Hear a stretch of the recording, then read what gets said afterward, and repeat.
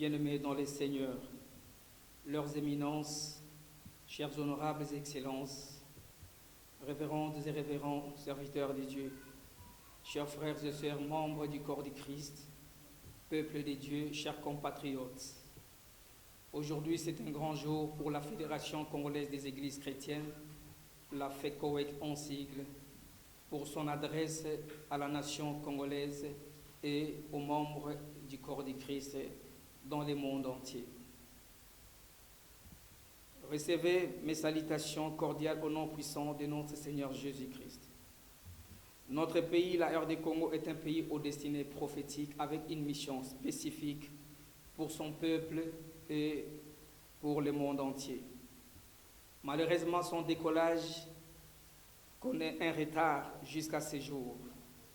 Et ce retard est causé par l'évangile colonial volontairement et sciemment mal interprété pour les besoins de la colonisation, est à la base des souffrances du peuple congolais que nous vivons aujourd'hui.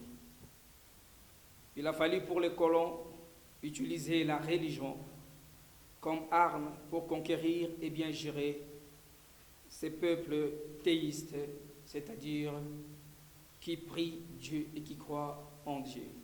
Puisque la déstabilisation de la RD Congo est passée par l'évangile volontairement mal interprété par les colons, Dieu, par sa grâce et sa miséricorde, pour rétablir son peuple, a créé, par l'entremise de ses serviteurs que nous sommes, une fédération, dont la Fédération congolaise des églises chrétiennes, FECOEC en sigle, un organisme d'assistance et de promotion sociale pour l'unité de son Église au Congo, le bien-être de son peuple et pour sa gloire, doté à ce jour d'une personnalité juridique.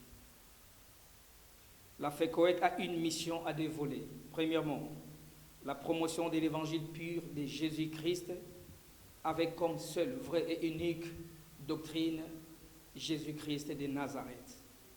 Deuxièmement, le social de l'Église.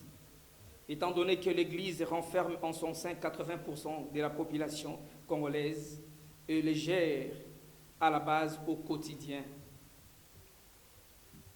Voilà pourquoi la motivation de la FECOEC sur le social du peuple congolais. Ainsi donc, en exécution de cette mission, la FECOEC vient d'initier au Congo la révolution chrétienne et culturelle. La révolution chrétienne et culturelle en RD Congo est un appel pathétique au retour immédiat à la vraie identité de l'homme chrétien et de sa vraie culture, donc de l'Église du Congo. Cette identité est celle des valeurs positives telles qu'annoncées dans l'évangile de Jésus-Christ. Cet évangile, taillé sur mesure par les colons, n'était que pour détourner le peuple congolais, non seulement de sa mission, mais aussi de sa vraie culture. Cette révolution chrétienne et culturelle, initiée par la Fédération congolaise des églises chrétiennes, a pour but de faire participer l'Église au développement de la nation congolaise, à l'éradication de la pauvreté dans les milieux ecclésial et au salut des âmes. Le salut des âmes auquel tout enfant de Dieu doit espérer à travers le vrai évangile pur de Jésus-Christ. Grâce à cet évangile pur de Jésus-Christ qui prône la justice, la paix et le travail, qui du reste est notre devise, le Congo retrouvera sa libération, la quiétude, le décollage et son développement. L'Église a donc un rôle important à jouer quant au social de ces peuples, dans la mesure où elle renferme une main-d'œuvre importante et même suffisante qui, jusqu'à ce jour, demeure inactive.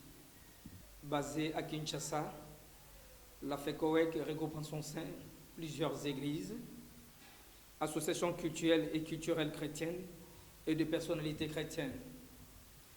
La FECOEC entend bannir et faire disparaître les slogans Nzambe Akosala, Dieu pourvoira, slogan qui a créé beaucoup de fainéants, des paresseux et même la pauvreté dans la société congolaise à partir des églises.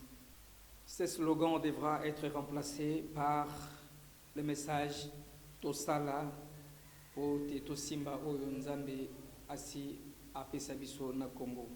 Travaillons et nous recevrons car Dieu nous a déjà bénis au Congo. Parce que le vrai évangile de Jésus-Christ est celui qui couvre tous les aspects de la vie de l'homme. Ainsi donc, la FECOEC milite pour l'éveil au-delà du réveil. Donc la FECOEC milite pour l'éveil au-delà du réveil au sein de l'Église. Afin de s'approprier le vrai évangile de Jésus-Christ, cet évangile mal interprété par les colons, qui du reste est à la base du détournement de l'homme congolais de sa propre culture pour embrasser une identité d'emprunt. Or, un peuple sans sa propre culture, qui est le fondement de son identité, est un peuple sans âme, un peuple mort. En vue de relever ces défis de l'Église pour le développement de la RDC, la FECOEC vient de créer un fonds dénommé Fonds de promotion de l'Évangile, FPE en sigle. Le Fonds de promotion de l'Évangile a pour but le recouvrement des moyens financiers et matériels auprès des bailleurs de fonds pour promouvoir le vrai évangile de Jésus-Christ qui garantit le social et assure le salut des âmes. FPE est donc bailleur des fonds du Fonds de promotion de l'Évangile. Tout enfant de Dieu, tout membre du corps du Christ. Chers frères et sœurs en Christ, nous devons savoir que le christianisme est le réseau le plus ancien, le plus fort, le plus puissant et le plus grand en RD Congo et dans le monde, mais qui malheureusement, jusqu'à ce jour, des fois s'ignore encore.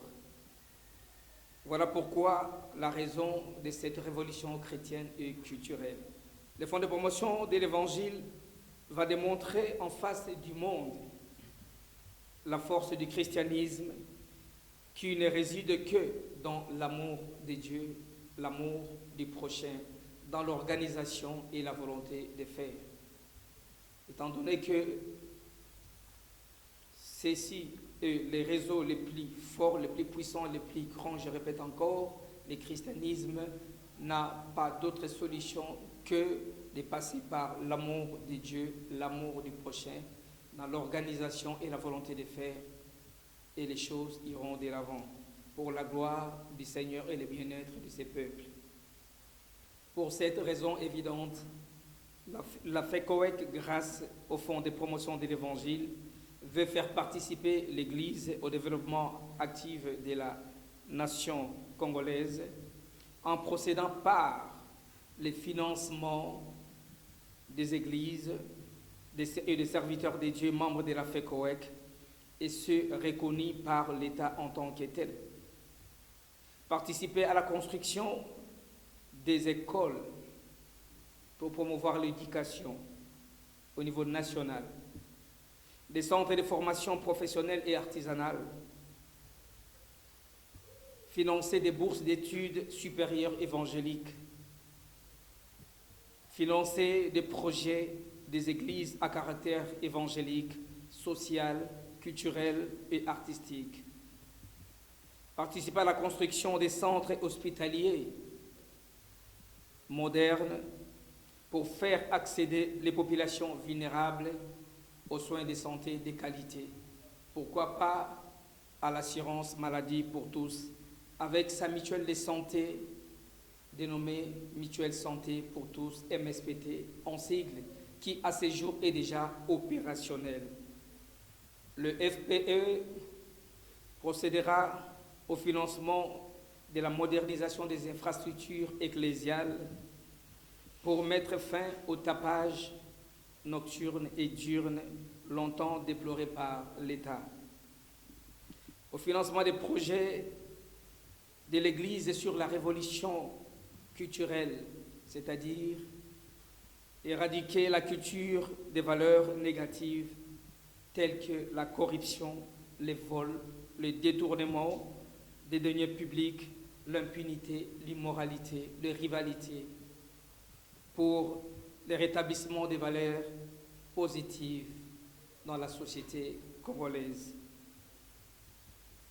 Étant donné que l'Église regorge 80% de cette population, l'évangile de Jésus-Christ est celui qui prône des valeurs positives et nous croyons que ces 80% de population pourra influencer positivement la société congolaise pour avoir une société moderne et pris de paix et d'amour.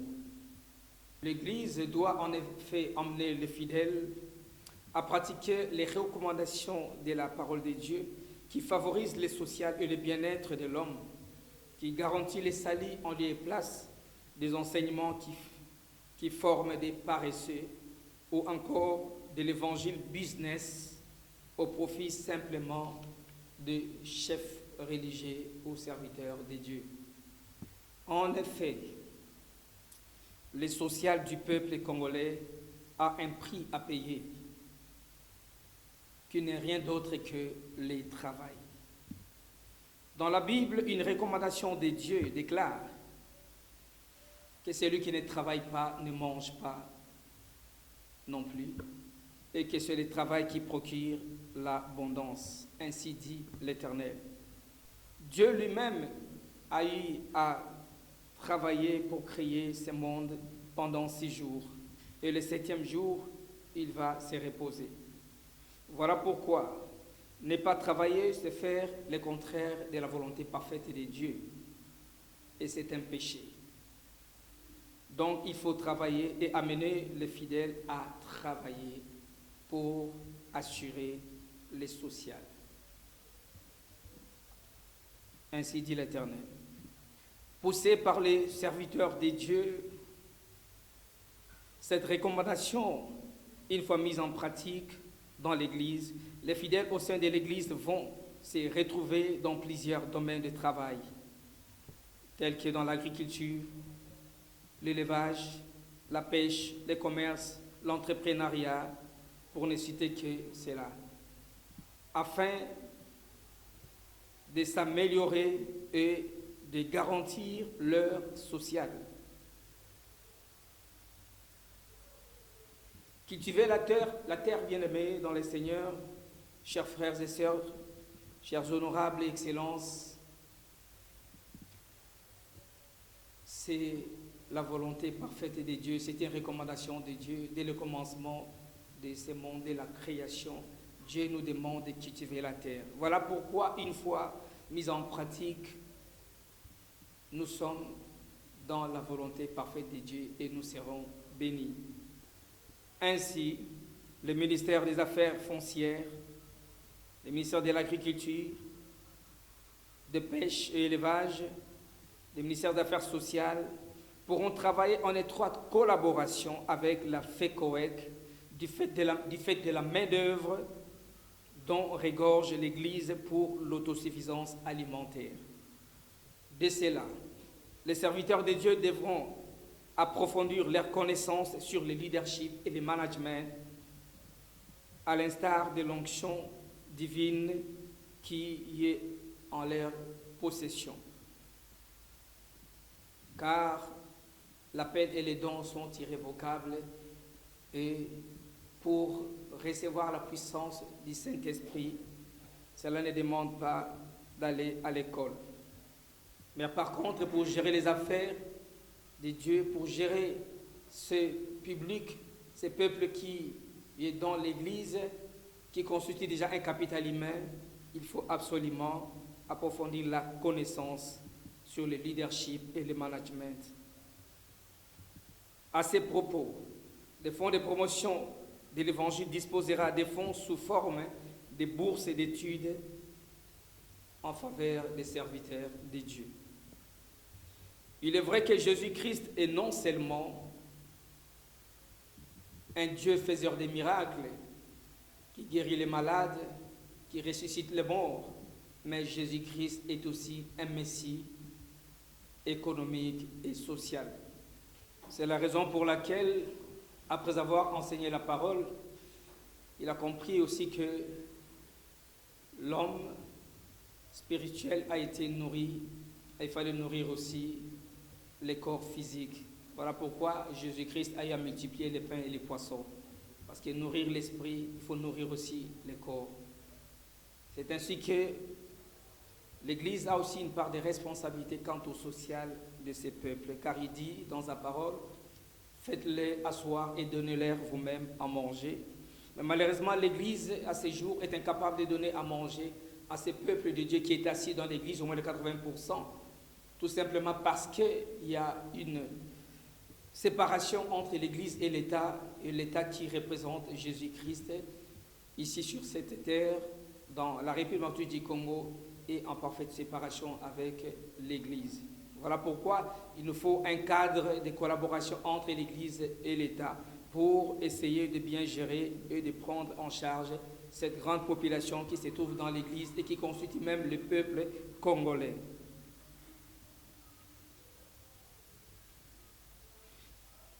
Le maître, après avoir remis des talents entre les mains de ses serviteurs, 5 talents, 2 talents et 1 talent, les 2 autres qui ont eu à fructifier, il les a appelés, il a applaudi, dit, bon serviteur, entrez dans la joie de votre maître, et il vous sera donné encore des grandes choses. Mais malheureusement, celui qui avait gardé ses talents, il l'a jugé des fainéants, paresseux, mauvais serviteurs, et il demanda à ce qu'on lui enlève même ce qu'il avait. Voilà pourquoi il lui dira, il aurait fallu que tu mettes mon argent, tu remettes mon argent entre les mains du banquier, et à mon retour, j'allais recevoir avec des intérêts.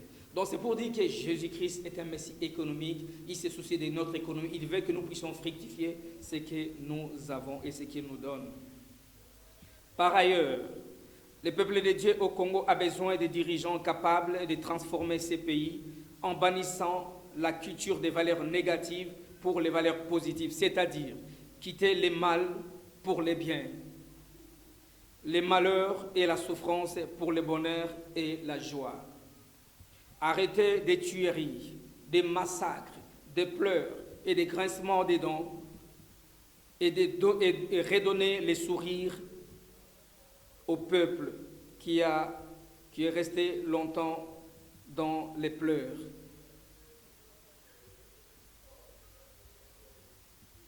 Donner de la valeur au caractère sacré de l'homme, créé à l'image de Dieu. Vivre l'abondance et l'autosuffisance alimentaire. Donner de la valeur au caractère sacré de l'homme créé à l'image de Dieu.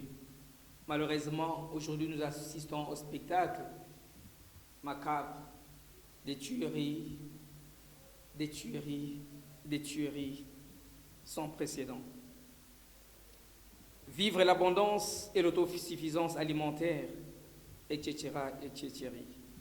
Bref, des dirigeants capables de développer ces pays et qui diront ne jamais trahir les Congos. Comme l'avait dit Musée Laurent Désiré, de tristes mémoires, que son âme repose en paix. Nous n'avons jamais vu ici au Congo les soi-disant prédateurs ou encore les prédateurs venir gérer directement dans ces pays, dans la gestion directe de ces pays, mais seulement ils passent toujours par les fils et filles gestionnaires de ces pays, dirigeants et gestionnaires de ces pays. Et voilà pourquoi nous disons ne jamais trahir les Congos. S'il y a de la guerre dans ces pays, s'il y a des troubles, il y a des tueries, s'il y a la souffrance et la misère, c'est parce qu'à la base, c'est la trahison. Même celui qui dit tout détourner les deniers publics est en train de trahir les Congos. Celui qui est dans la corruption est en train de trahir les Congos. La trahison est à tous les niveaux possibles, bien-aimés, frères et sœurs congolais, chers compatriotes. Ce peuple n'a pas besoin de changements de dirigeants à tout moment, mais plutôt voir leur pays changer, quitter la médiocrité pour l'excellence. Il a besoin des dirigeants capables de redonner encore du sourire à ces peuples. Car hélas, les prédateurs qui détruisent ces pays, je répète, ne passent que par les fils et filles dirigeants et gestionnaires de ces pays. Pour cette cause réelle, du reste, la FECOEC initie la révolution chrétienne et culturelle en RD Congo, juste pour un retour immédiat à la vraie identité du chrétien congolais et à sa vraie culture des bases originaires. Aidé par le Saint-Esprit pour retrouver sa vraie culture qui est l'amour du prochain. Pour cette cause réelle, du reste, la FECOEC initie la révolution chrétienne et culturelle en RD Congo, juste pour un retour immédiat à la vraie identité du chrétien congolais et à sa vraie culture des bases et originaires, aidé par le Saint-Esprit, pour retrouver sa vraie culture qui est l'amour du prochain, que nous considérons être la culture des bases et originaires de ce peuple, de ce pays, reconnu partout dans le monde entier que la RD Congo est un pays hospitalier. Voilà pourquoi nous ne pouvons pas parler de l'hospitalité sans parler de l'amour du prochain. Si vous trouvez que les gens sont hospitaliers, cela veut dire qu'ils ont d'abord de l'amour du prochain. Mais malheureusement, l'amour du prochain, c'est vrai évangile de Dieu, et donc, étant donc la vraie culture des bases et originaires du peuple congolais, malheureusement a été transformée en jalousie, rivalité, méchanceté, destruction de l'autre, alors que cet évangile ou cette culture d'amour du prochain est la solution pour le développement de la RD Congo. Car l'amour du prochain produit dans l'homme l'amour de la patrie, la solidarité de tout un peuple, l'amour du travail bien fait. L'amour du prochain produit, à l'instar de l'amour du travail bien fait, il ramène la paix et produit la sécurité dans la société. La considération de l'un vis-à-vis de l'autre. L'amour pour le peuple éradique la corruption, les vols et le détournement des deniers publics, bannit l'égoïsme, la culture des hautes toits pour que je m'y mette, mais favorise la méritocratie. L'amour du prochain ramène l'harmonie entre les gouvernants et les gouvernés, produit l'esprit des sacrifices dans l'homme et de la bonne gouvernance. L'amour du prochain fera qu'un chef de l'État puisse tout sacrifier pour son peuple. L'amour du prochain fera que les dirigeants ne mettent que l'homme au centre de tous. L'amour du prochain, voilà pourquoi les dirigeants du pays, le chef de l'État et son gouvernement ne pourront se servir que de l'amour du prochain pour gérer ces pays et pour amener ces pays à sa vraie destination. Car ces pays a une destinée déjà prévue par l'Éternel Dieu Tout-Puissant. L'amour du prochain est la culture qui pourra ramener les vrais changements en RD Congo et aussi la transformation de l'homme congolais qui, à ces jours, est la vraie problématique de ces pays pour son décollage. Aujourd'hui, c'est tel dirigeant. Demain, Dieu pourra disposer d'autres personnes ou encore l'Éternel pourra garder les mêmes dirigeants s'ils honorent Dieu par un meilleur comportement vis-à-vis de ces peuples qu'il a mis à leur disposition pour sa destinée. Dieu dit dans sa parole, j'honore ceux qui m'honorent. Et je pense que si les dirigeants honorent Dieu à travers les comportements, les bons comportements vis-à-vis de ces peuples, et ce Dieu-là va honorer les dirigeants de ces pays. Honorer Dieu, l'Éternel Tout-Puissant, c'est faire sa volonté, c'est que sa parole nous demande de faire. L'amour des prochains se résume en ce que tu veux qu'on fasse pour toi, fais-le aussi pour les autres. Voilà pourquoi que le dirigeant devra se dire, si moi j'étais à sa place ou j'étais de l'autre côté, qu'est-ce que je voudrais qu'il fasse pour moi? Et voilà pourquoi le dirigeant ne pourra faire que ce qu'il voudra qu'on fasse pour lui une fois qu'il n'était pas à ses postes. L'amour du prochain est le moteur du développement de la RD Congo, car nous considérons la RD Congo comme l'épave d'une voiture, une belle caisse, mais qui malheureusement ne saura pas aller à sa juste vitesse parce qu'il n'a pas un bon moteur.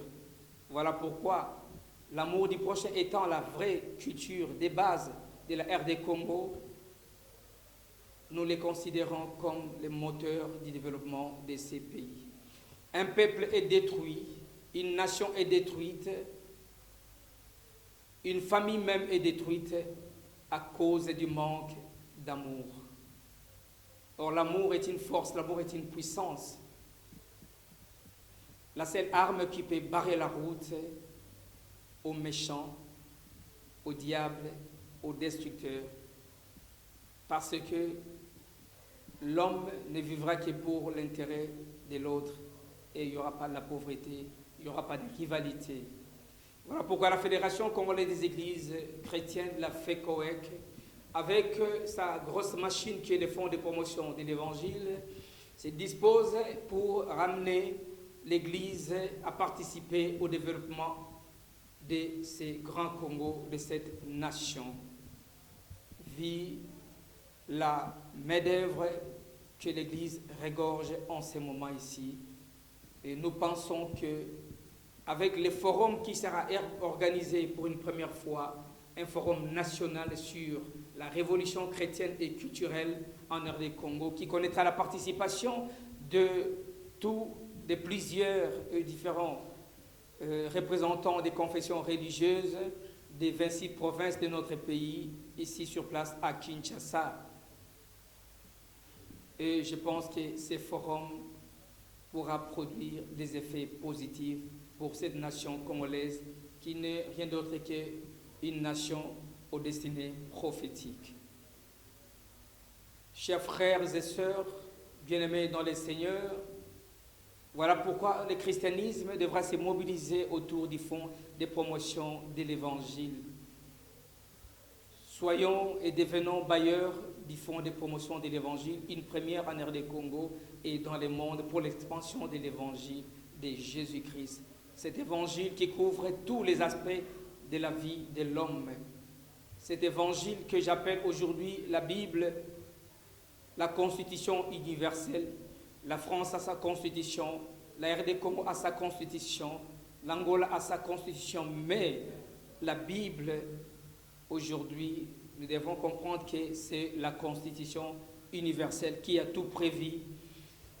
La Bible a prévu les débuts, le commencement de ce monde, et il a parlé aussi de la fin de ce monde. La Bible a tout prévu, la vie de l'homme sur cette terre. comment devenir riche et comment aller au ciel pour la vie éternelle. Contactez la Fédération congolaise des églises chrétiennes, la FECOEC, sur les références qui vous est données sur votre écran.